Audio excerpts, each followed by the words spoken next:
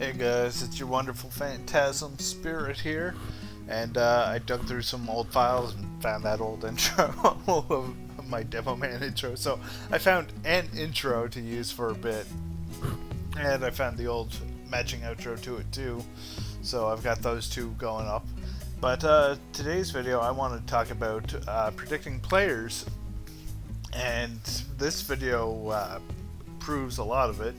And I'm going to talk about how you can actually improve predicting another player, so you can improve your aim with rockets, stickies, grenades, flares, or even positioning yourself to counterattack or defend. All just depends on the situation. But there's a few things you need to understand. This is something that you have to willingly practice. If you don't practice it, you're not going to get better at it. It's something that will help you in both casual and needed for competitive. Even just the basics of prediction will get you a decent way into competitive, but it will completely annihilate a team when it comes to casual. Now, the best way to practice is use a class with a projectile weapon, be it a huntsman sniper, flare, pyro, rocket, soldier, demo man. Any of those are perfect for helping you predict players in terms of your weapon aim. All you have to do is practice leading your target of where they're going to go. You don't click on where they're at, but you also have to take in the amount of distance. How far away are you from them? Are you up close? Okay, you don't have to aim too far away. If they're really far away, you have to lead a lot, and you have to get used to each projectile weapon's speed as well, because they'll each vary. So you have to take into consideration a huntsman arrow flies very fast, a flare not as fast. So you have to go, okay, it doesn't go fast, aim a bit further away, then fire. Now here's where the hard part of prediction comes in for aiming a weapon. The enemy player himself. Will they go left? Will they go right? Don't know. And you may never know until you actually get used to watching their feet animation and predicting their patterns after viewing them being used a few times. If all they do is just short little bursts, then you'll know that's what they do. But if they do short, long, long, short, they can really start messing up your aim. And that's how hit scan players can get really messed up on those little twitch shots. It's when twitch aim becomes an actual thing. So what you need to do is pay attention to those animations, be it reload animation, movement animation, whatever type of animation that they're doing, because this will help you predict what the player's going to do next, what they're currently doing, and give you an idea of where they may go. So if you see a soldier, you count him fire 4 rockets. The next thing you should see him do is activate a reload animation or a weapon switch animation. So now you'll know, is he going to fire the rocket launcher again? If so, I know how to react accordingly. Is he going to switch weapons? Okay, now I have to be able and ready to react to what weapon he's pulling out, be it a shotgun or a melee. And then from there you have to pay attention to the feet of how he's moving. Is he moving left with that? Is he moving right? How is he aiming? Is he doing good aim?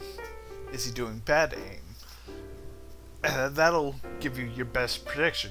And the best pass are always pass without multiple routes.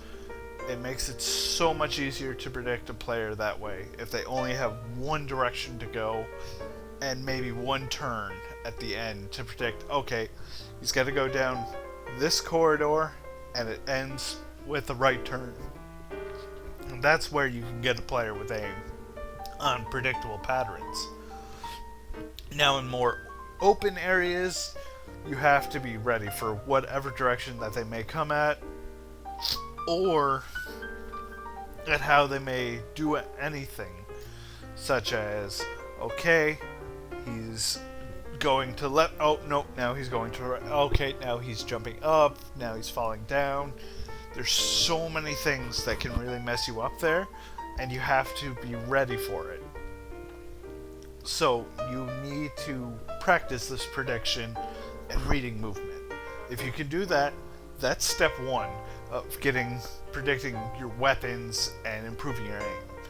Next is predicting how a player is going to go, whether they're going to take a flank route or a main route, or even just find a way to completely sneak behind you through different methods like abusing your line of sight.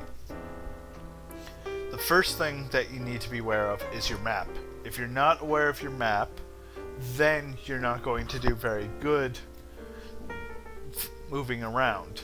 If you can learn to move around with your map and learn where the health packs are, the ammo packs are, every alternate route, be it a scout jump, soldier rocket jumping, demo sticky jumping, pyro detonator jumping, or even any less used routes that spies may take as well, or any side paths that lead to the objective, but they may be a bit longer.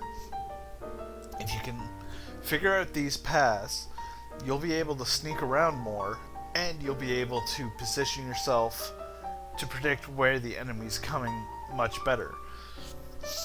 On this whole defense here, I keep positioning myself within this tunnel, so I can predict a player going to the cart or coming down the tunnel. However, I can also predict them if I don't see them for a while, that they may be taking the staircase and going up the main route. And if they're going up the main route, well, it's not much the main route, more of a side path, but it does lead to the main area. That this is more of an area that most people will take. And if I don't see them there, I can go, okay, they're not coming here, I need to rotate to this other place and be ready for them. So I also know that a path is going to be clear and less used and all of that.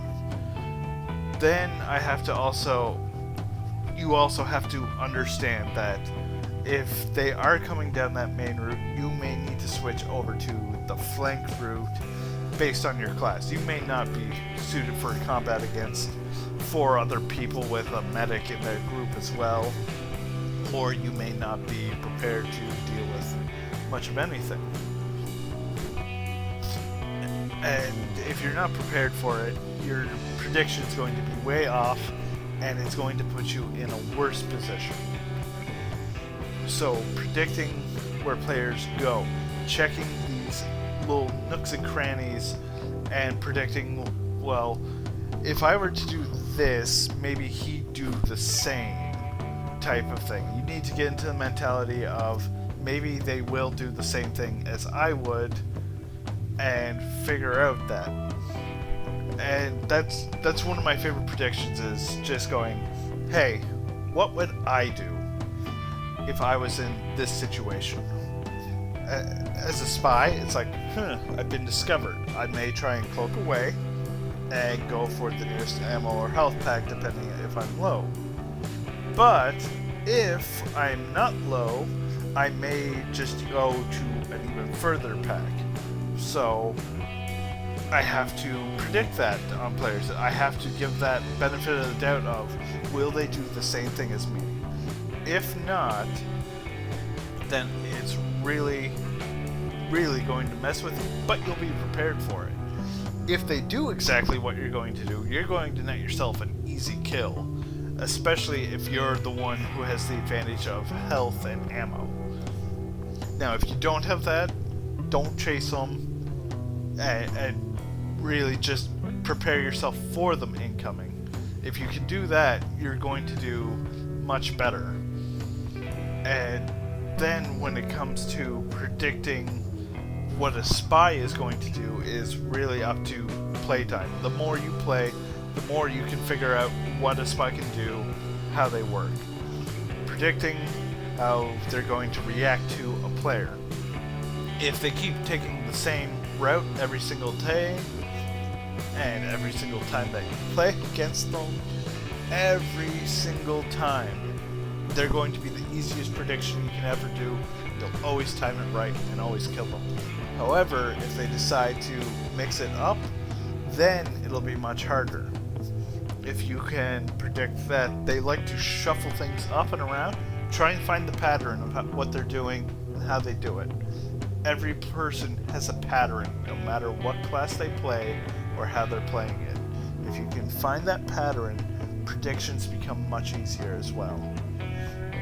And the best thing about a 3-dimension game, people can take to the air too. So you gotta look up. If you don't look up, you could actually be bypassed over just by a simple jump or walk out a window.